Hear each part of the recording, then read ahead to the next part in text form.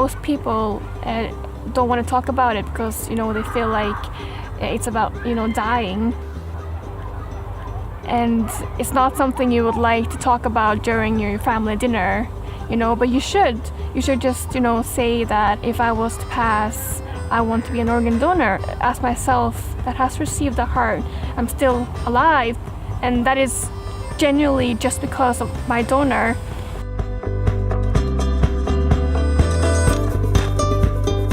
I was born with a heart defect, really new to the doctors. There wasn't a lot of research on it, so they knew quite early that I wasn't really going to survive as a child, but they still kept going and did a lot of surgeries on me, and they obviously managed to keep me alive.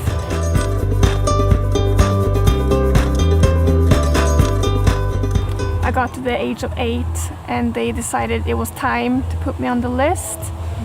And I went through all of the tests you need to get done before you get on the list. Obviously, I was very young at the time. But then again, I also realized what was at stake. It was my life.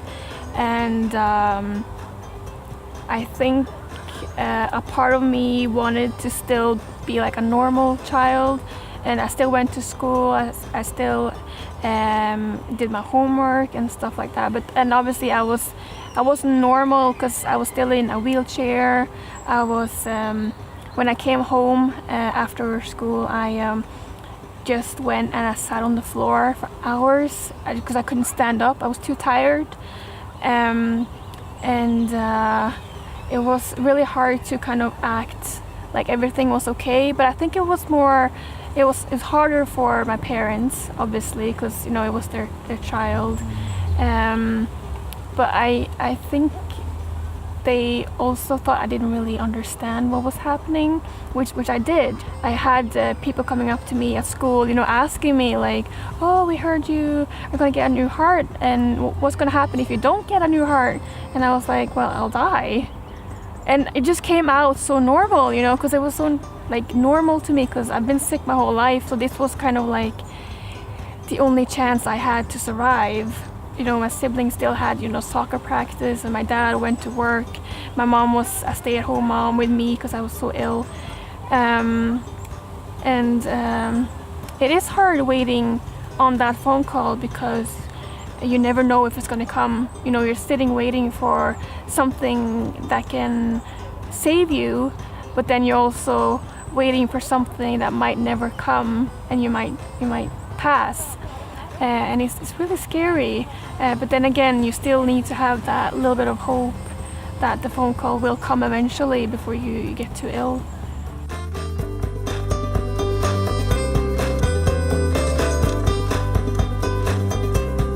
It was kind of embarrassing as well, because everyone thought of me as, the sick girl, and they couldn't touch me because, I was so sick, and they were scared of playing with me because they thought I was gonna die and stuff like that, which is also really hard to deal with when you're 8 because you're kind of trying to get them to realize that yes, you're sick, we can still do certain things, but it isn't nice for anyone to talk about, dying and death, which I didn't want to talk about either as a child.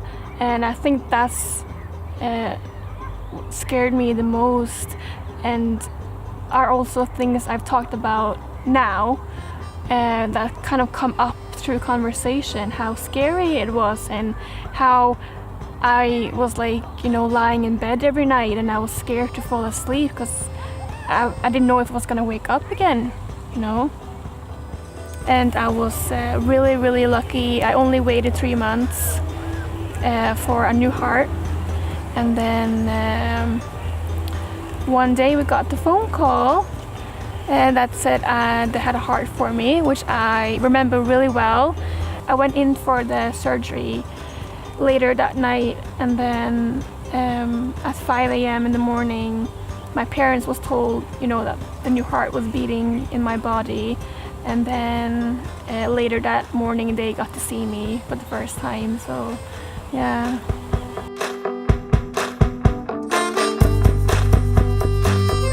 one of the first days my mom gave me a mirror, and I was like, oh, who put lipstick on my lips? And she was like, no one. And I was like, but I have pink lips, because I used to have really purple lips. And it was just, the color just changed, and the energy, and it was just so rewarding and amazing for everyone around me to see that this really worked, and the heart was beating, and the medication was working, and I was just a completely different girl. I think a lot of people don't really know what it is about, because it sounds really scary and frightening, but it's not really. It's about saving lives, and it's after your passing, and you can save 7 people, which is amazing and remarkable. And I think it's important to share my story, because it is really hard on someone to go through that journey to get an organ, and it's hard for people that doesn't get an organ and wait and just don't get it. And that's why we need more organ donors. It can save lives.